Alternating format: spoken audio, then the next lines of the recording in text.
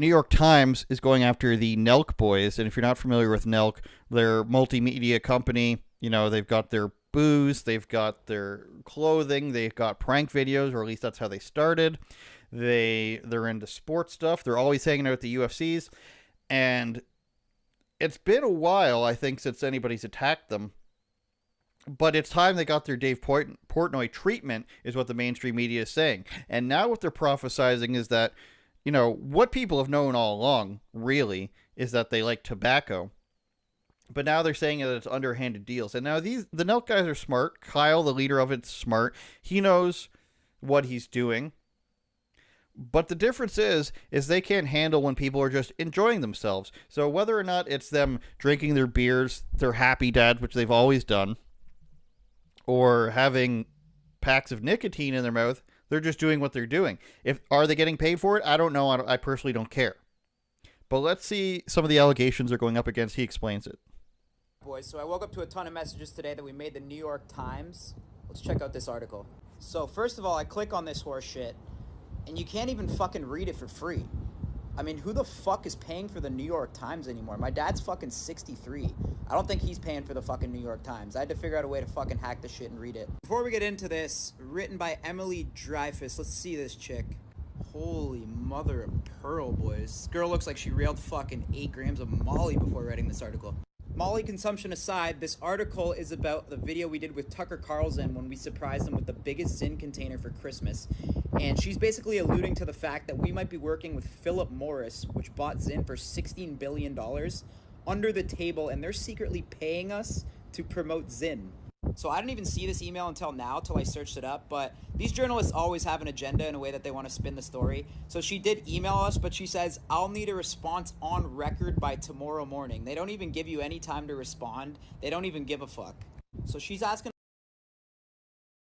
I want to add something in there to the, you know, giving him notice thing.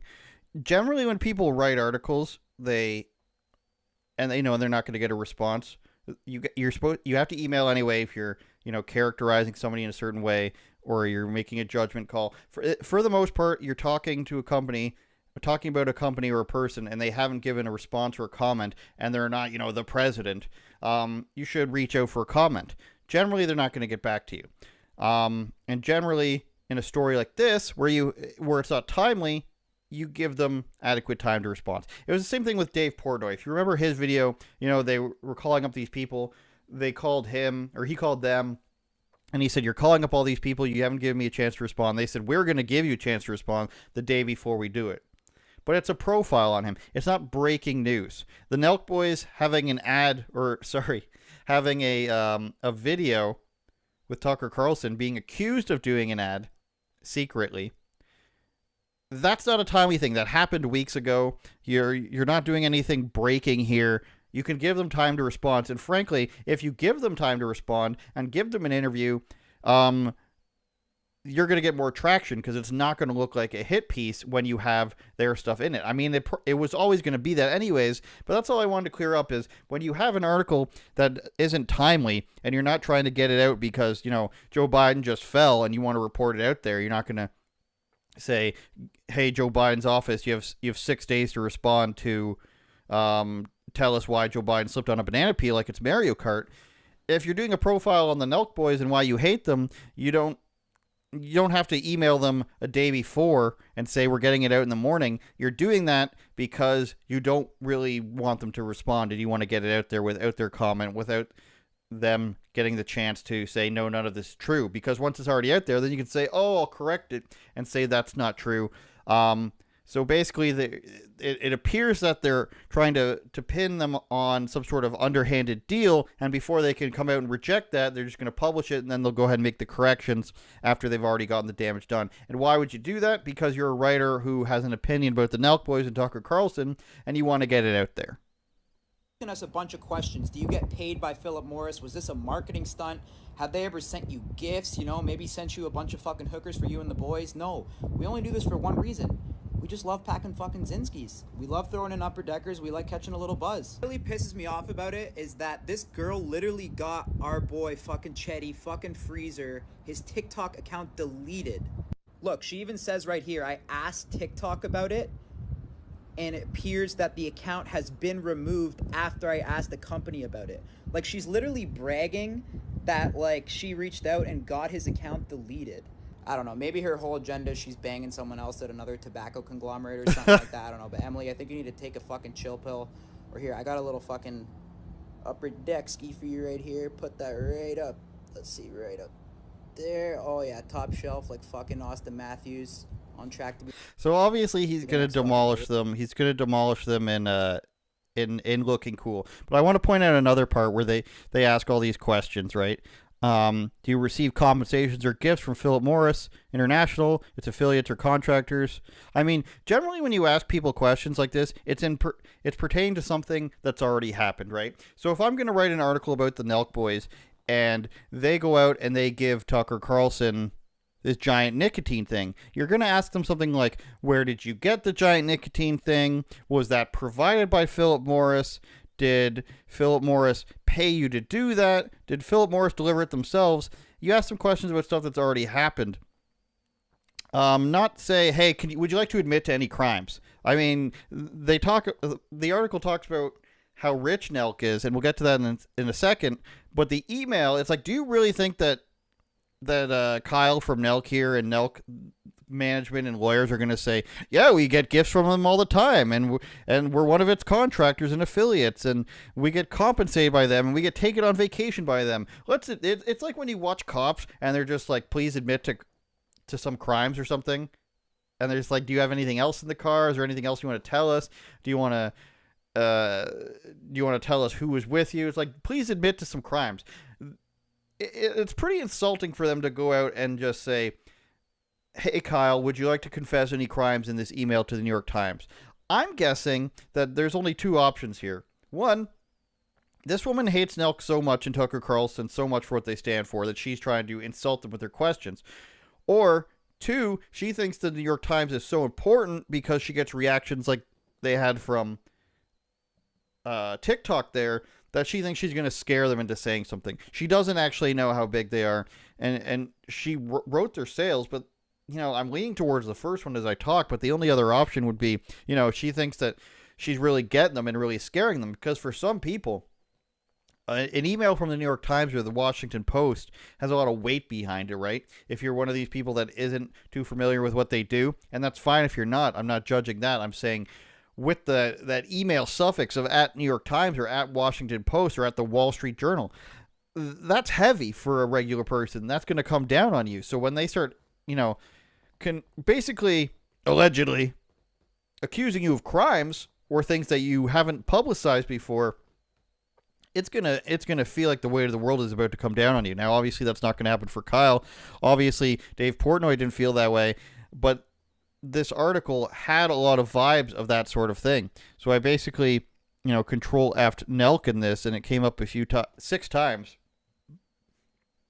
including the video with Tucker Carlson there where they deliver him the giant Zyn package.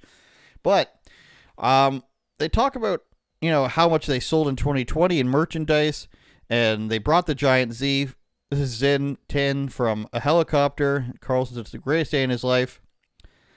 And they even say they emailed Tucker Carlson. He responded pretty funny because he said that Zyn cures erectile dysfunction. And then Zyn said, no, it doesn't, actually, Mr. Carlson. And they just go about talking like you would talk if you're trying to tackle somebody, if you're trying to bring them down. It's very reminiscent of the whole attempt to take down Dave Portnoy. We can't know for sure how many children follow the Nelk boys. Social media companies generally don't release granular age-related data. But blah, blah, blah, it's somewhere in, 800,000 children that follow Nelk. And then the rest of the article writes itself, right? Hey, they're promoting Zyn, which is a tobacco. Hey, a lot of children follow them. You guys need to cancel them. That's the purpose and the purposeful direction of this article. You saw it themselves, whether they did it directly or indirectly with TikTok. That is the goal. They have 800,000 children allegedly watching them on YouTube. That is the goal, to get them banned from that. That's why they do these things, to get people to not work with them. These things are specifically written, one, to directly get people fired or banned or canceled, and two, is to create a reference from other people. Now, if you don't know that, I would say you're either a new writer, you're a little bit naive, or you're not good enough at your job. Because if you've been paying attention to this stuff for 3, 4, 5 years, and you start to research some of these things, maybe for somebody you agree with, maybe you agree with Nelk, right? And this article pops up and you're just like, wow, is that true? Then you go and search for other sources, and you see that 20 other articles have either correctly or incorrectly cited this New York Times article. Now, it's all coming from the same source. None of it's new information, but it's going to appear on 25 different things. And one of the big claims is going to be all it takes for all these places to come up with their own stuff. You're going to find that all these different hit pieces on one person all stem back to 1, 2, or 3 sources or 1, 2, or 3 claims that cannot be proven. Here in this article, the claim is that they're followed by at least 800,000 children. It's the video about Zinn has been viewed X amount of times. They didn't respond. And, you know, what they're really doing is they're promoting bad stuff to kids, so we need to cancel them. That's the meaning behind all of this. And if you can't see the forest through the trees, it's going to take it to happen. It's going to take for it to happen to somebody you know, somebody you're a big fan of, or so forth. Because once you read one of these articles, and then you check back a few days later, they're going to see 4, 5, 6, 7 of them copying the same thing. And if it's not a person as big as Nelk, if it's not a person as big as Tucker Carlson or Dave Portnoy, that's how a person gets ruined, right? If they can't stand on their own 2 feet without the platform they're on, or maybe some advertisers, things are going to get really tough. And that's what this person wants to do. Allegedly, right? I don't know this person. I've never heard of this writer. But that's what the goal usually is to do. I don't like this person. I think they're a harm for whatever the opposite of the greater good is, a greater harm for society or for politics. We need to take them down a notch. And I'm going to do so using the power of my byline. See what I'm saying? I disagree with them, so let's write this article. Let's put pressure on other places by using the power of my byline and the power of the publication I'm working for. And let's put some pressure on YouTube and TikTok and all these companies who will hopefully take them down. And that's how it works. You use the publication to try to get these people taken down. Now, if that's your prerogative, just come out and say it, I would say. Just say, hey, I don't like these people. I don't think they should be promoted like this. But there's no, like, do you really think this woman has a problem with tobacco? Do you think this woman goes out and if somebody has a kid and they have a cigarette in their hand, she's just like, that person should be smoking in front of their child? What a terrible influence they've been on. Or no. Progressives at New York Times think everything bad is okay. They think, you know, giving a child substances. I don't want to make any claims. I don't have the powerful lawyers that some of these people have. But you get what I'm saying? Is there's no way a progressive person is saying, you know, pornography is bad, smoking and cigarettes is bad, and transing your children is bad. I don't believe personally that any of this stuff is going to be condemned actually by these people. But they want to put on themselves on a high horse here. They want to put themselves above everybody else and say, this is actually bad, even though I don't really think it's bad. These people are bad, so I'm going to use any form of ammunition I can to try to take them down. And that's where these things come from. And it's sad. And, you know, a guy like Kyle can see this coming from a mile away once he sees the questions. And if you're at the New York Times, you're hoping that you can basically scare some people and scare some places into doing these things. And more it's becoming harder to do that. And more people aren't falling for it. But you know, some things take traction. The Dave Portnoy thing, again, if he didn't fight back, you know, they were calling people from... he's had photos with. They put out the message. Anyone who's met him or talked to him, call me up. Then they try to do the pizza festival thing. Say you're a scumbag. It never ends. If they don't like what you're doing and you're getting too big, they're going to assign, you know, Sally McShovelface there to do something horrible or write something horrible about you and hope that it gains traction. Turn it up, Jordan.